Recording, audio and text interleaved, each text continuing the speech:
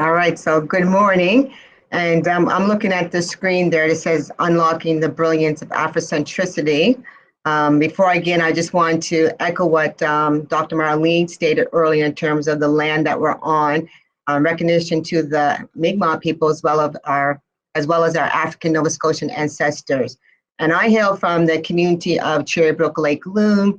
I've been teaching for about 25 years, started off as a teacher, started with the first African Canadian Studies pilot. So I was one of the pilot teachers.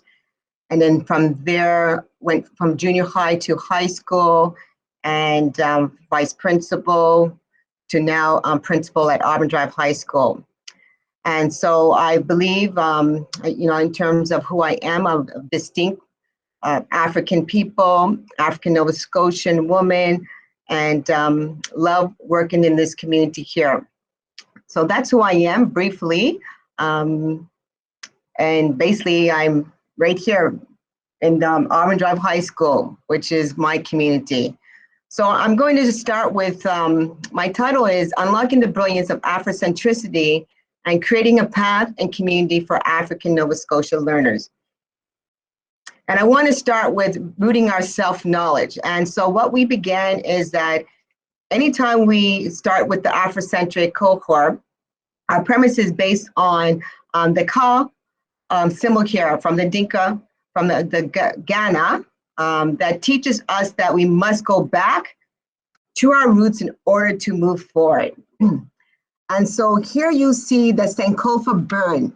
And it symbolizes with the beak going backwards, grabbing the egg, symbolizing the future. But this was a symbol that we used for the first cohort, and actually for the ones that have continued on. And this symbol was developed with by one of our students. And as you can see, they're puzzles, and each one of those puzzles are connected. So it just shows that we as a people are connected to our history and to our culture. And so that's what the puzzles there. Within the puzzles, you also see mathematical symbols. So you have the basics ones that you use, which are adding and subtraction, and you have division and multiplication. But also within the Sankofa bird, you see language. And these are the words that resonated with the students. The students chose the words loyal, family, community, and resilience. And this is who they feel that they are in terms of the Sankofa bird. So as we go on, what is Africentric education? Because we have to talk about that. And so it's an intellectual philosophy. It's defined by Dr. Malefi. So it's based on his work in the 1980s. And it says that people of African ancestry is placed at the center, no matter what they do. So it could be in books, it should be in the culture, in the history, the experience of African-centeredness. And he believes that we are agents. We are actors in the story of history. So rather than being passive and on the sidelines, we are more than that. We are the creators. And with the Afrocentric approach, it means that African agency is given to the history, the culture, the literature, and it helps the students to discover who they are, given whatever situation may be, in terms of developing their own narrative and their own illustration. It means seeing themselves as potential. And they present this information about their cultures, their histories, and their experiences. Afrocentricity is committed to academic and social skills. It looks at the way we feel and act and think and behave. It's reclaiming ourselves. It's a circular type of motion. It's transformative, where all things that are old become new. So you're transforming in terms of your attitudes, your beliefs, your values, and your behavior. Afrocentricity encompasses the home and school and community. They intertwine, as you saw within the Sankofa bird. It challenges all those intellectual achievements, and that those achievements that becomes a responsibility. It's attitudes, and also with the Afrocentric approach is that you try to build their self-esteem. But the most important thing is that you ground students in their history, in their knowledge, It is purposeful, it gives a true sense, and it promotes Black excellence. So developing this new path forward.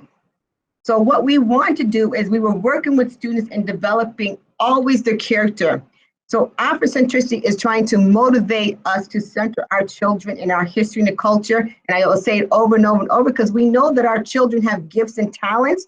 We know that they have a voice. We know that they have rich understanding, but they need to be able to harness that. How do we do that? We got to make sure whose story are we going from. So we need to take that authentic and intentional way to deliver the lessons and develop those positive relationships. And this is what we've done with the Africentric cohort. Students at that chance had an opportunity to say that I feel smart, I feel normal, I feel capable, I feel that I'm able to do. So their story is that they were creating that I can flourish in a system that was not created for me, but now is created by me. So creating those narratives and the stories that relate to their lived experiences and to their realities, social realities. When the music changes, African Proverb, then the dance will change. So if something is not working, then you have to try something else. And so that's what we did at Auburn Drive High School. We want to change the trajectory of our students from doing the lower level maths and try to create them in a pathway where they could see themselves in higher level math. And that means taking either AP or pre-calculus or staying within the academic realm. And that was our focus. And through this examination, we also expanded to make sure that within mathematics that we didn't forget about the language and the literacy piece. So we included the Canadian history, African studies, and the English piece as well. But throughout this whole process, we had to look at things differently. We had to make sure that the people that were sitting in front of us were connected to what matters, to which is their history, that we were thinking about how we were setting them in their own knowledge, the social realities, in terms of evaluating how we provide the instructional piece and the materials, how we analyze it, how do we create that mathematical identity in the language, how do we ensure that our students that we know have come from culture capital or capital currency, how do we fill those imbalances? How do we expand who the students are? So that's a heavy question. So why? Why change? Why do we want to see? Or what do we want to see? And are you willing to go further? Are you willing to establish that community of trust that can push our students further and allow them to build and connect rather than always worrying about code switching and what they're saying and what others are understanding, but help them to develop their journey of excellence. How do we create and develop people? How do you embrace that process and develop that positive goodness within them? So let's look at what we did. The data. The data tells the story because what we did is that we analyzed the data for us. And so for anybody, you have to look at your data to see where you're going with them. It's something we're talking about. So we were holding students to learn beyond their own facts and their procedures. And we want them to see above their own expectations. And sometimes our students, they don't know until you provide that pathway. So here you see a graph that shows that 10% of our students are taking pre-calculus, and we've actually upped that from what we had before, and we still had 90% of our students, which is in that the purple color there, taking academic math. When we also looked at the data, we could see that our students also increased with advanced placement. We had students taking, the 43% represents this number of students from the cohort who actually went on to take AP classes. Never did they imagine that they could do advanced placements, but they did. So they went into advanced placement history and did very well in that class. And we still had 57 of our students taking the math, academic math. And for this, we told them that this could provide them with greater opportunities for post-second education and those career options. And so what do we see? we see at the post-secondary level, we see 100% of Auburn's Africentric class of 2021 graduating are pursuing their first choice for post-secondary, which is 90%, going on to university and 10% going on for Nova Scotia Community College. And for us, this is a success because we have 100% of them still moving forward, challenging themselves, their own ideas, their own beliefs, and defining those stereotypes that people may have about them, but challenge them themselves, knowing that they are capable, that they're able, and that they do have potentials. So when you think about the Africentric cohort, we also think about what we do. How do we shift the paradigm to create those mindsets, to create those engagement, to understand those implicit bias in institutional racism?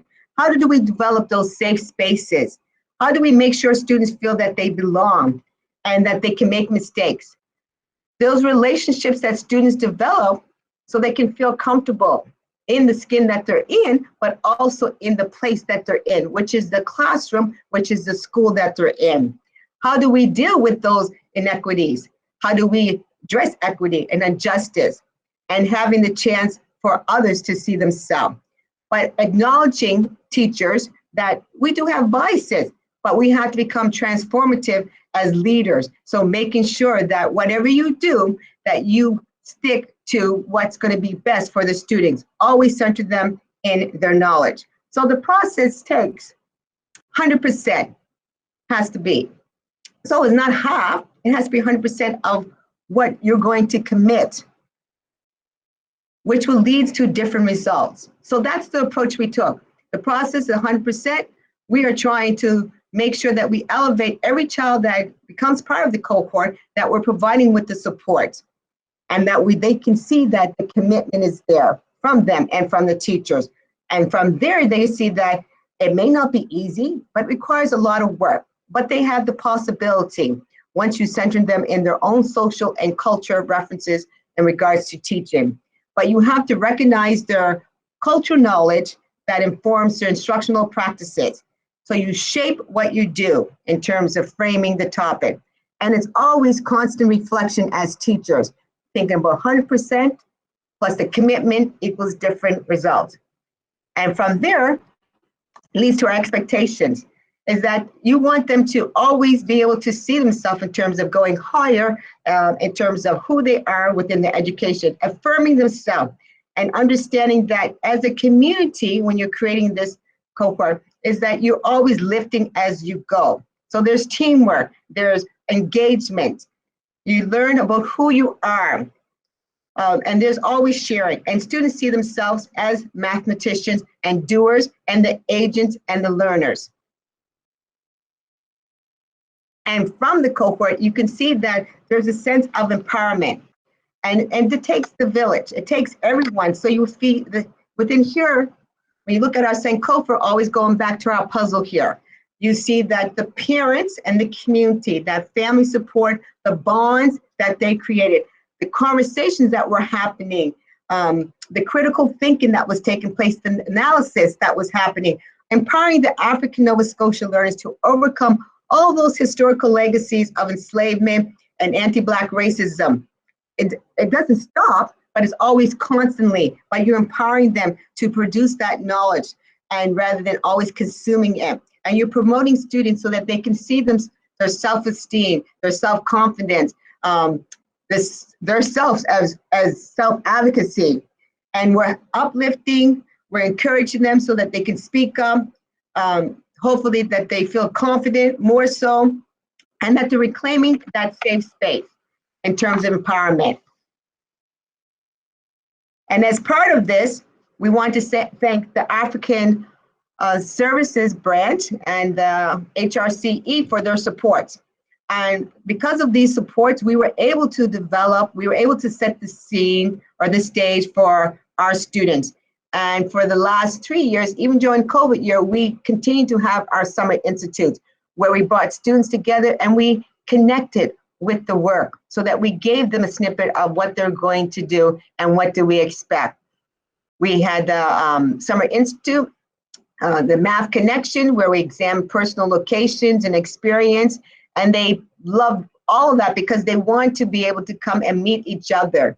We had moving beyond math, and that's looking at literacy and strategy assist students, coming up with words so that when they come to a word problem, they're able to understand it, like UPS, like, understand and plan and maybe solve, giving them some language that they can use to decode and scaffold their understanding of learning. We also had build and connect, and that's because within that picture there, I'm just using the door project, which they start to see themselves and all the things that in terms of the roots, what was happening, that had to recognize that those issues will be there in terms of rebirth, and then also in terms of stereotypes. But then as you go up, you see the resilience, you see the power, you see the love, you see the hope, and then you see the light coming there. And up there, you see the Sankofa bird and the community, again, centering themselves. Always harness themselves, understanding that there's a connections between their own lived history and the Canadian history curriculum. And so all of these projects that we're giving support for, we're giving to help us develop that math understanding, that language for our students, but also for the teachers as well.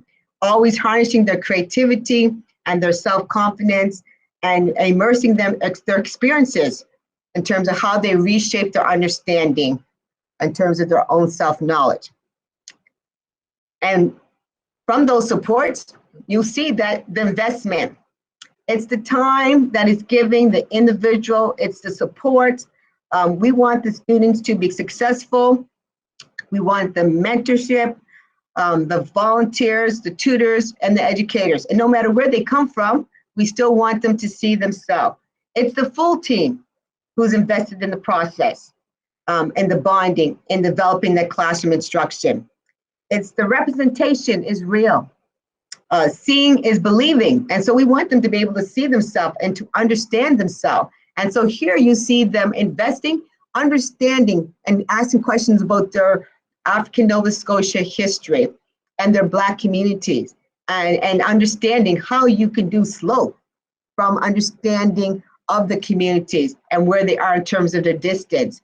But first undergrounding them in their history and the culture, and then moving forward in that process.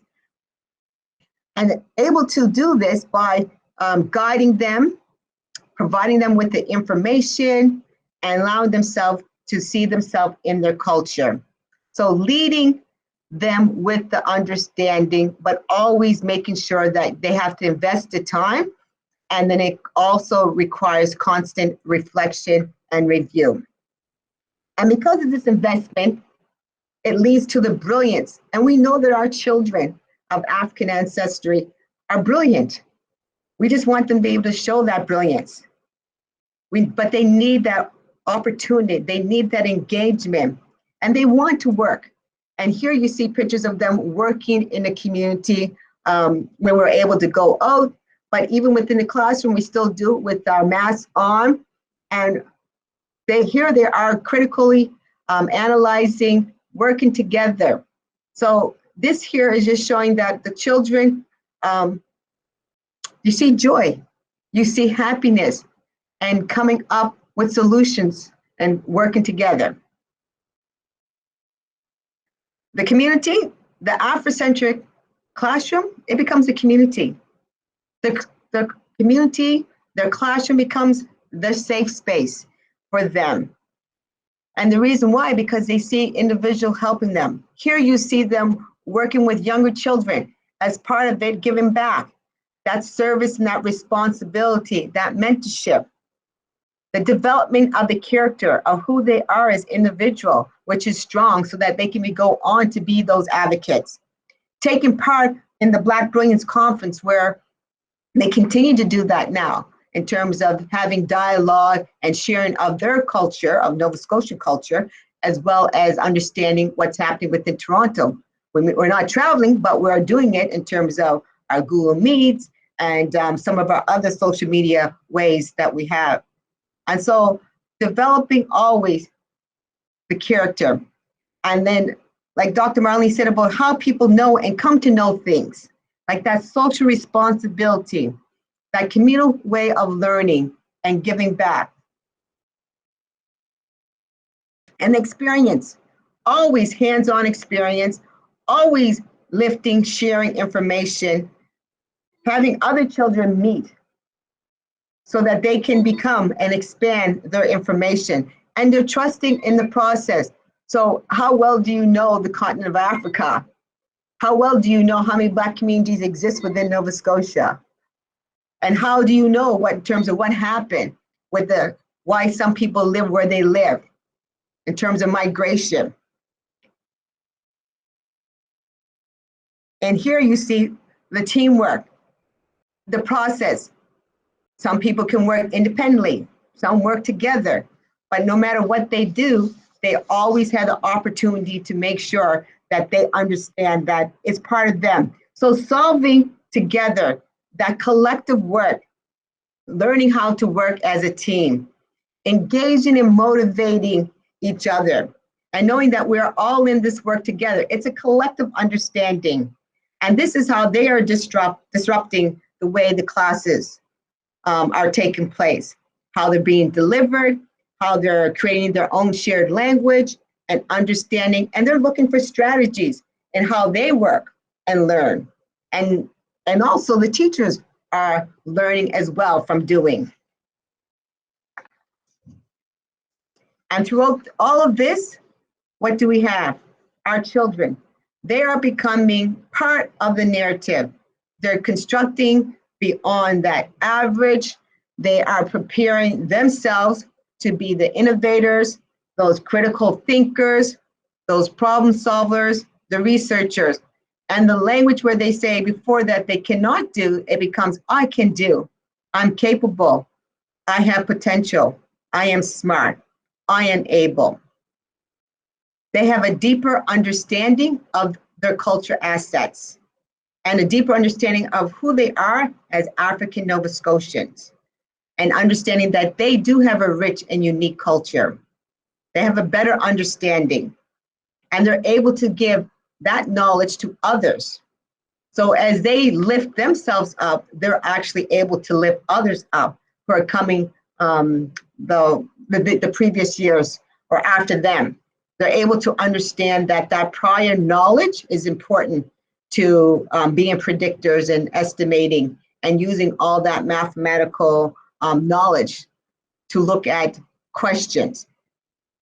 That culture asset that Dr. Malefi talked about earlier in terms of being agents and transformative and understanding who they are by centering them within their own knowledge. So when you look at this, the students are saying, what are they saying to us? Well, they're saying that a weight is lifted from me, because here they're able to feel that they're free to talk about who they are without having to mask what they say. Should want to share it and tell their story. They're saying that we as individuals, we should be happy, joyful, be able to tell the positive stories, not always the negative stories. We want to share all the stories that have been left out. We want to bring them in. We want to teach others about the culture. And this is where they came into the mentorship. How does this look in terms of mentoring younger children, mentoring the younger grade levels, so that they could see their potential and where they could go, and that they're capable as well, almost that self-actualization, and that they can take on bigger things before they might not even thought about taking on those bigger things, that it could actually happen because they didn't have that self-esteem, that self-pride of who they are and feeling good about themselves. So they can take on bigger things. When a challenge come up, rather than feeling defeated, how do you break it down? How do you work through it? And how do you support each other? So taking on bigger issues in terms of looking at, being afraid to go into physics or chemistry, but having some support with them and knowing that there's others there that are going to help you along the way, and feeling proud and confident. In the beginning, students were saying, probably didn't want to be part of the cohort because not really understanding the very first year, going out and recruiting individuals Well, I don't even have to go and recruit. People want to be part of it, want to be part of this community because of the legacy that the students are creating. Not Kieran Hudson, not the teachers. It's a legacy that these students are creating, that they feel proud and confident in who they are. One student said to me that the sky is the limit, that they feel because of options that have been put in place, that we're not limiting them in terms of what they can do. They're keeping their options open so that way, if they decide to go to university or community college, or they decide to be an entrepreneur, open up a business, they feel the sky is the limit for them. They did not know that Blacks were doing those things. When a student said that to me, that they didn't know that Blacks had created all these inventions, and they were scientists and mathematicians, did not know Blacks were doing those things, that they were interrupting what was happening. And so that's where the stories come in, that comes the personal narratives, where they see themselves, that reflection within the curriculum, the representation, which is so important. And then the last thing they said is that better understanding of knowing who we are. Now, these are coming from the mouths of the students. They are saying a better understanding of who they are as people of African descent, as people who live here, and understanding. So when they travel, whenever they open up the borders so that we can go or even travel to Toronto, they feel proud about their rich Nova Scotian, African Nova Scotian history, and not have to say, do we have a history? Because they'll know about it, because it's been infused and embedded in what we've been doing throughout the last 3 years, and the years to keep coming, because this 3 years for the first cohort, but now we got another group that's in, which grade 11, a group grade 10, and an incoming group is coming in as well. So, better understanding of who we are. These are what our children are saying from the students themselves. And so I'm almost to the end. My last slide that I want to show is this guy here, Marcus Garvey. It's just like Frederick Douglass, but there's Marcus Garvey, because this is so important, which talks about the whole premise of why the Africentric Cohort is existing and why it's flourishing, is because here it says, a people without knowledge of their past history, their origin and culture is like a tree without roots.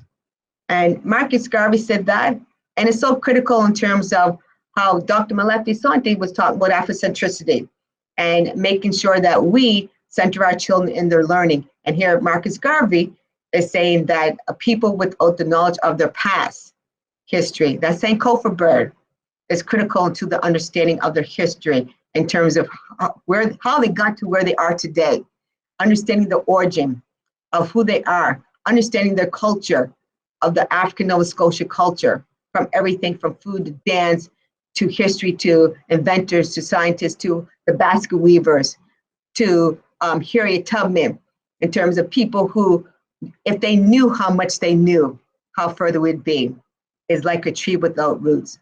So Sankofa bird is what guides us, what keeps us grounded, what centers us in our knowledge. Marcus Garvey is what helps us as well. All those ancestors who laid the foundation for us continue to be part of who we are. So thank you. That gives you a little understanding of what we're doing here, understanding the brilliance, unlocking the brilliance of Afrocentricity.